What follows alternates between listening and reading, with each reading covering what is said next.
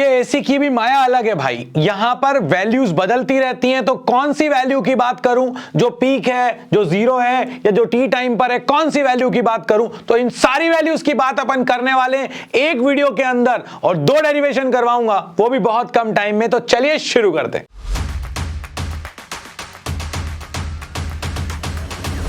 जब हम बात करते हैं एसी की, तो हमारे पास 4 वैल्यूज निकल कर आती हैं। एक होती है इंस्टेंटेनियस वैल्यू, जो टाइम के साथ बदल रही होती है, उस इंस्टेंट पर वैल्यू होती है। एक होती है हमारे पास पीक वैल्यू, जो होती है मैक्सिमम वैल्यू। जैसे हमारे पास एक एसी फ्लो कर रहा है, तो अब अगर एसी है तो जो एसी का मैक्सिमम डिस्प्लेसमेंट होगा उसकी मीन पोजीशन से एक साइकिल के अंदर, वो कहलाएगा उसका मैक्सिमम वैल्यू या एम्पलीट्यूड या peak value.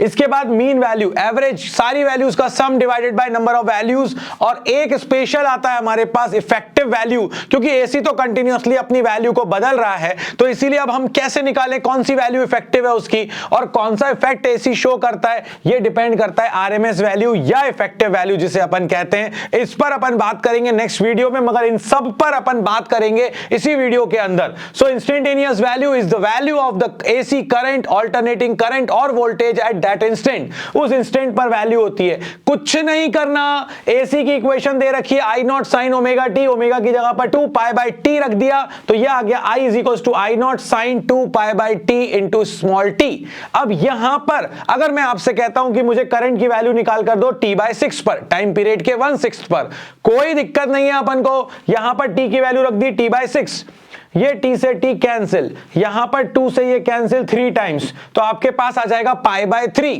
So sine 60 degree हो गया ये, और साइन 60 होता है √3/2, तो करंट की वैल्यू इस इंस्टेंट पर होगी आई नॉट √3/2, दैट्स इट। जिस भी वैल्यू पर निकालना है उस वैल्यू को वहां पर रख दो, उस टाइम को वहां पर रख दो, आंसर आपके सामने आ गया, इंस्टेंटेनियस खत्म। अब पीक वैल्यू, पीक वैल्यू होती है कि वो अगर एसी फ्लो कर रहा है ऐसे, तो ये जो पीक मैक्सिमम डिस्प्लेसमेंट है उसका अपने साइकिल में अपनी मीन पोजीशन से, उसे हम कहते हैं उसकी पीक वैल्यू। और ये जो पीक वैल्यू होती है भैया, साइन या कॉस की मैक्सिमम वैल्यू होती है 1।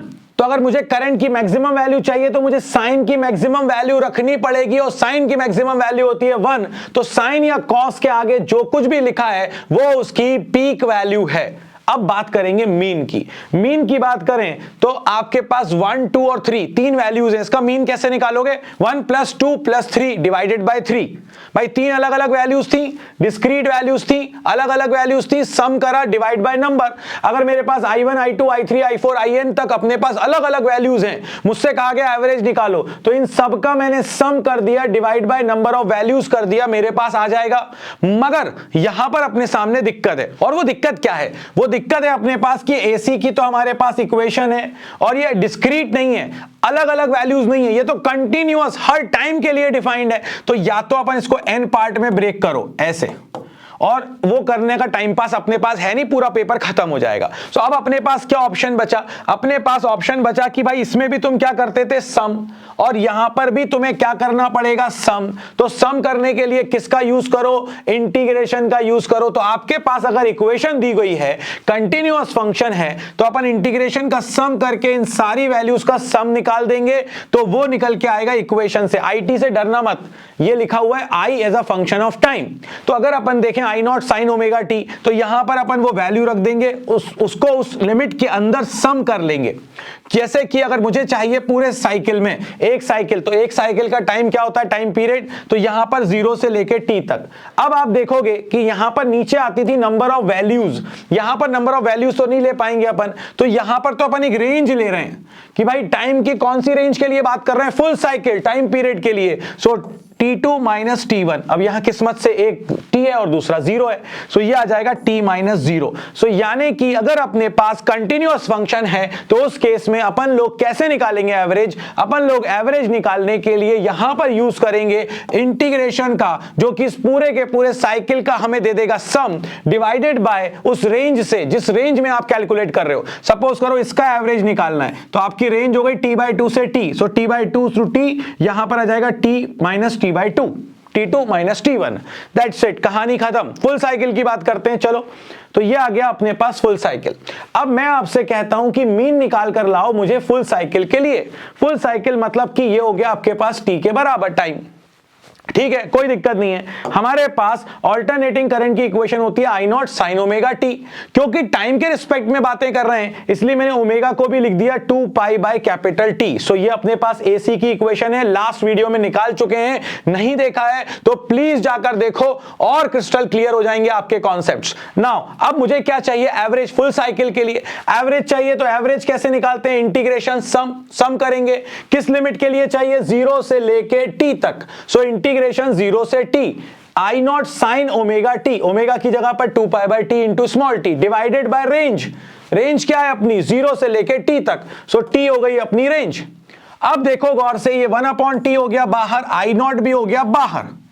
यहां क्या बचेगा इंटीग्रेशन में, sine 2 pi by t into small t. ये पूरी चीज कांस्टेंट है ना, क्योंकि टाइम पीरियड तो फिक्स होता है। Small t d t, sine का इंटीग्रेशन माइनस कॉस। अब यहां पर बायो वालों के लिए मैं अलग से एक हेल्प कर देता हूं, और वो ये है कि इंटीग्रेशन अगर आपके पास ऐसा है sine a t d t, sine t का तो होता है माइनस कॉस टी, मगर यहां पर टी के साथ अगर कोई कांस्टेंट है तो उस केस में ये आ जाता है माइनस का कॉस ए टी, और जो कांस्टेंट होता है वो डिवाइड में आ जाता है बस।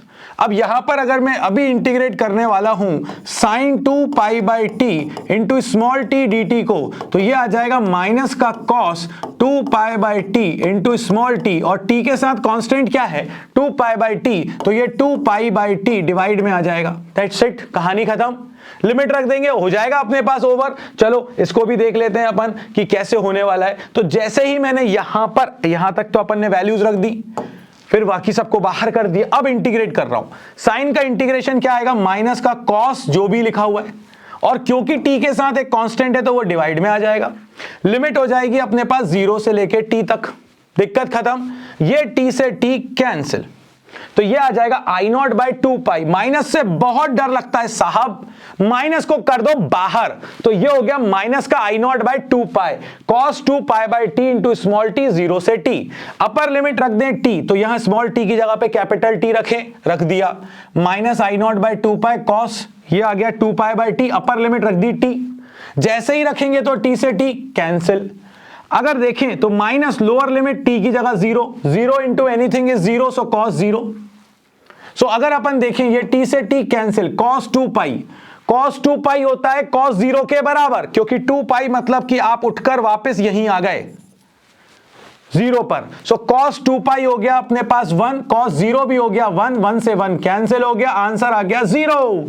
तो ये प्रूव करने भी आ सकता है, और आपसे ये डायरेक्ट एमसीक्यूज में भी पूछा जा सकता है कि prove that the average value of AC in a complete cycle is always 0। आपने प्रूव कर दिया, और दिख भी रहा था ना यार, ये जितना पॉजिटिव है उतना ही तो नेगेटिव है, तो जब सम करोगे वैल्यूज का तो 0 आएंगी, हो गई कहानी खत्म। इसीलिए तो आरएमएस वैल्यू निकालनी पड़ती है, इसीलिए तो एसी की इफेक्टिव वैल्यू निकालनी पड़ती है, क्योंकि एवरेज तो भाई साहब 0 लेके बैठे। अब अगर अपन देखें तो अभी तक फुल साइकिल की बात करी, अब अपन हाफ साइकिल की बात करते हैं। हाफ साइकिल में लिमिट हो जाएगी 0 से t बाई 2। पूरा वही करना है, सबसे पहले सम आई एवरेज इंटीग्रेशन, पहले 0 से t करते थे, अब 0 से t बाई 2 करेंगे।